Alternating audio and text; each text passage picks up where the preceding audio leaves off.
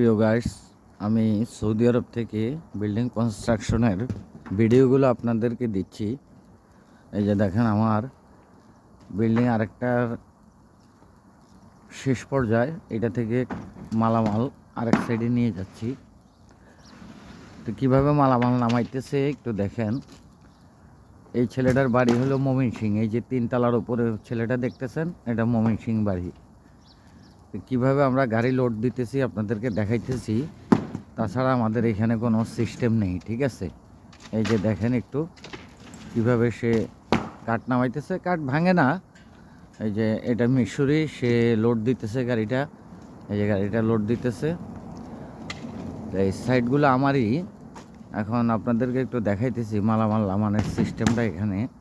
তাছাড়া এখানে কোনো সিস্টেম নেই। আর এটা দিয়ে মালামাল উঠানো হয়েছে, ঠিক আছে। এই সিঁড়িগুলো দিয়ে মালামাল আমরা উপরে উঠিয়েছি। আপনাদেরকে দেখানোর জন্য ভিডিওগুলো বানাই, কিভাবে আসলে লোড আনলোড করা হয়, কিভাবে মালামাল এক সাইড থেকে আরেক সাইডে নেওয়া হয়। এটা মিশরি ছেলে, এটাও আজকে অনেক বছর কাজ করে আমার সাথে। এই যে দেখেন উপর থেকে কিভাবে নামাইতেছে। এটা কাজ শেষ, এখন এটা থেকে আরেক সাইডে মাল চলে যাবে। এই যে বিল্ডিংটা অলরেডি নিচে থাকে, একতলা দোতলায় থাকে, 3 তলার অর্ধেক কাজ করা হয়েছে, আর অর্ধেক বাকি আছে, ওইটা পরে করবে।